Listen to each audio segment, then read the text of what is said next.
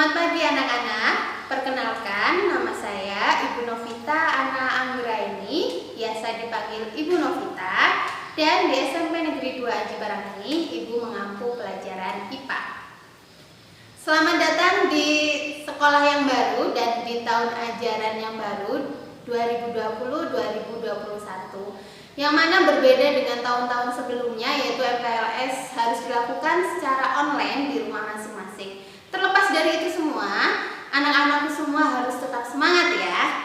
Nah, untuk materi MPLS kali ini, Ibu akan berbicara tentang cara belajar efektif. Ini sangat penting, apalagi kita belajar itu secara online. Cara belajar efektif adalah cara belajar yang dilakukan oleh setiap individu, baik dari segi metode, penggunaan tempat, ataupun pemanfaatan waktu. Nah, cara belajar efektif setiap individu itu berbeda-beda, ya. Apalagi pada saat sekarang ini kita harus mempunyai kondisi atau cara belajar yang efektif, terutama kita harus tahu tempat-tempat yang banyak sinyal internetnya. Ada 10 cara belajar efektif. Ya, yang pertama adalah membuat suasana yang nyaman. Atau membuat suasana belajar yang nyaman, karena setiap individu itu mempunyai kenyamanan belajar yang berbeda-beda. Ada individu yang nyaman belajar dengan musik, ada yang nyaman dengan suasana yang sepi, ada juga nyaman dengan suasana yang sejuk, misalkan di sungai atau di sawah gitu ya, karena setiap individu itu berbeda-beda. Yang kedua adalah merangkum pokok pembelajaran. Ini sangat berfungsi untuk memudahkan mengingat dan memahami materi pembelajaran. Yang ketiga adalah belajar bersama atau belajar kelompok.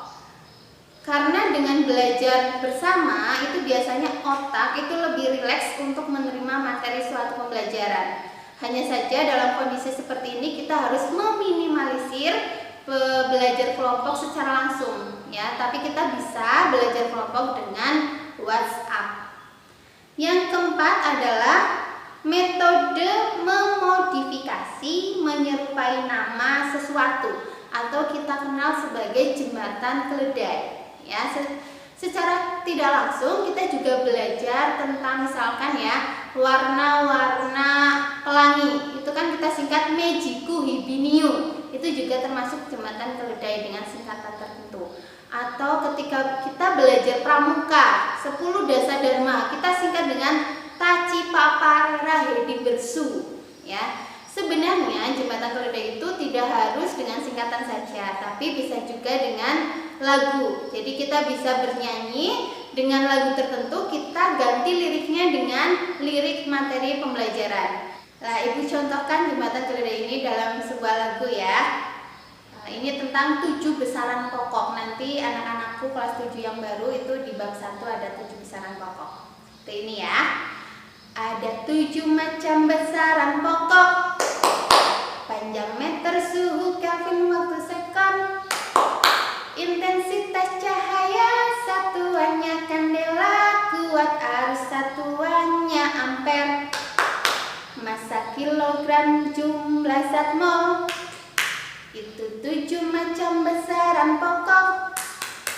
Ayo kita semangat untuk belajar IPA, meraih semua cita-cita kita. Nah, itu adalah salah satu contoh jembatan keledai dengan lagu. Oke, yang kelima adalah belajar dengan praktek atau belajar langsung.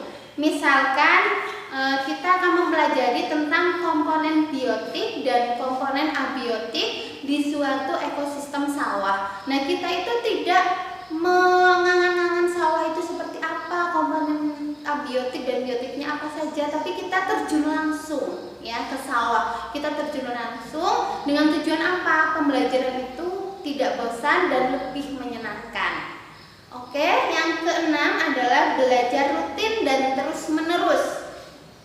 Fungsi dari belajar rutin rutin dan terus-menerus itu adalah memudahkan mengingat suatu materi pembelajaran, dan kita belajar itu bukan hanya pada saat tes saja, tapi kita rutin setiap hari kita belajar, ya. Kemudian yang ketujuh adalah membuat review materi, ya. Kita melihat secara sistematik apa-apa yang sudah kita pelajari, apa ada yang kurang atau ada yang perlu kita kembangkan di materi yang kita pelajari.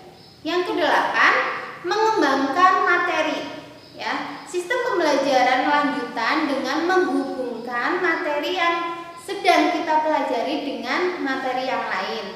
Yang kesembilan adalah mengadakan diskusi, ya. Mengadakan diskusi ini sebagai alat ukur pemahaman suatu individu dalam memahami suatu materi pembelajaran. Ya, kita bisa berdiskusi dengan teman sebaya, atau kalau dengan teman itu belum selesai diskusinya, bisa diskusikan dengan guru mata pelajaran tertentu. Kemudian yang terakhir, yang ke-10 adalah membuat kesimpulan atau intisari dari materi yang sedang dipelajari. Nah, itu adalah cara belajar efektif, ada 10 ya. Semoga bisa bermanfaat selama kita belajar di rumah masing-masing. Tetap semangat dan jaga kesehatan selalu. Wabillahi taufiq wal hidayah. Wassalamualaikum warahmatullahi wabarakatuh.